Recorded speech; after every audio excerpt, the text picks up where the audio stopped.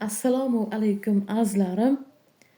Hammalarni juma ayyomi bilan, qolaversa kirib kelgan Navro'z ayyomi bilan hamda yaqinda kirib keluvchi Laylatul Qodir kechasi va Xudo xolasa yana musulmonlar bayrami bo'ladi. Xudo xolasa 10 kunlardan keyin ya'ni hayit ayyominglar bilan hammalarni chin qalbimdan tabriklayman.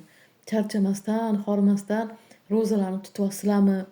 Men sizlarga mana shu 4 tala bayramni ham xayrli bo'lishini, nimaiki niyatinglar bo'lsa niyatinglarga yetib, hoji ona, hoji ota bo'lib yurishinglarni, farzandinglarni rohatini ko'rishinglarni xohlayman azizlarim. Azizlarim, demak, omadli bilimdon o'yinini yana yangi soni efirda. Men har safar majburman, chunki juda ham ko'pchilik savol beryapti.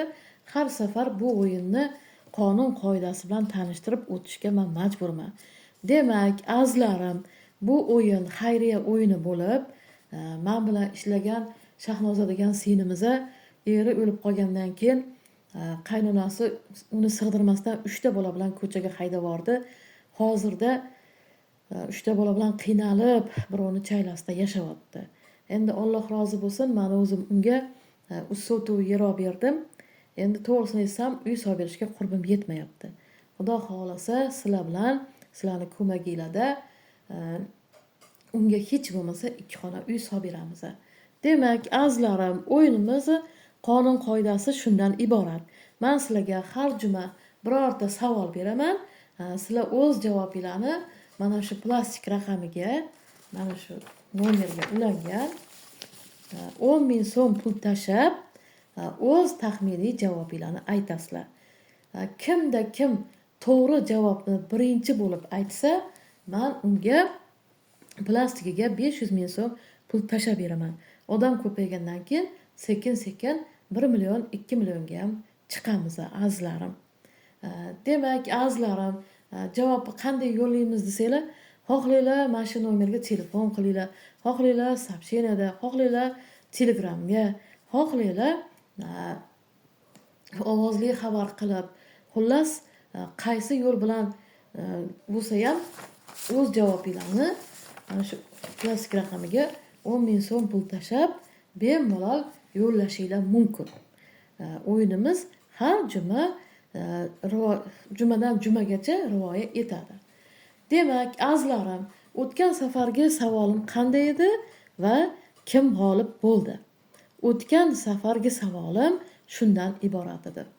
Payg'ambarning onasi o'lim bilan olishar edi.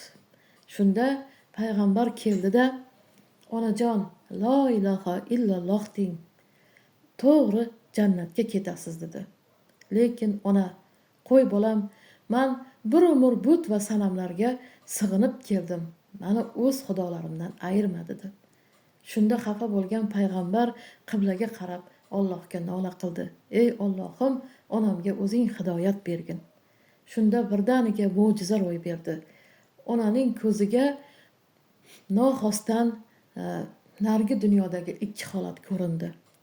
U birinchi holatda o'zining but va sanamlari bilan do'zaxda yonardi. Ikkinchi holatda esa jannatda yurar edi. Shunda ona, ey Allohim, Alloh bor ekan, men tan berdim. La ilaha illalloh dedi va jannatga ketdi. Azizlarim, bu qaysi payg'ambar va qaysi payg'ambarning onasi edi? Bu savolga javobimiz shunday edi. Bu payg'ambar Ibrohim alayhissalom edilar. Bu savolga birinchi bo'lib o'zi aslida 4 ta to'g'ri javob keldi. Baribir o'yinimizni qonun qoidasiga ko'ra birinchi bo'lib to'g'ri javobni yo'llagan Xorazmni Urganch shahridan Malikaxon Ochilova bo'ldilar.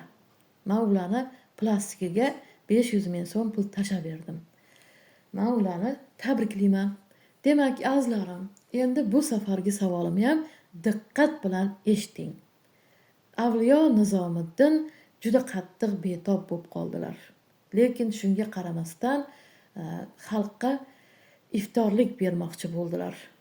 Ular har bir kelgan mehmondan uzr so'rab o'tirgan joyida kutib olardilar. Lekin to'satdan bir erkak, ya'ni bir inson kirib keldida, shunda Avliyo Nizomiddin hassasiga tayangan holda ana shu insonni quchoq ochib kutib oldilar, kasal bo'lsalarda, va hurmat bilan ularni to'g'riga o'tkazdi o'sha insonni. Demak, savol, azizlarim, avliyo kimni bunchalar hurmat qilib, ya'ni nima uchun o'ziga eng yaqin bo'lgan, masalan, o'zini yaqinlaridan bo'lganda u inson kimni mana shunday hurmat bilan kutib oldilar va to'g'riga o'tkazdilar, o'zlariga yaqin inson bo'lgan.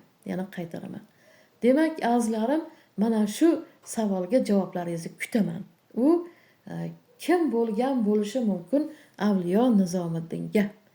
Demak, azizlarim, mana shu plastikka 10 ming so'm pul tashab, bemalol keyingi jumagacha savollaringizni yo'llashingiz mumkin. To'g'ri va birinchi bo'lib savol, ya'ni to'g'ri javobni birinchi aytgan odamga men plastikga albatta 500 ming so'm pul tashab beraman. Azizlarim, hammanglarni yana bir bor mana shu qo'shaloq bayramlar bilan chin qalbimdan tabriklayman. Ezgu niyatinglarga yetishinglarni tilayman azizlarim. Like bosishi, obuna bo'lishi va savollarimga javob yo'llashni hech qachon unutmang azizlarim. Albatta javoblaringizni kutib qolaman.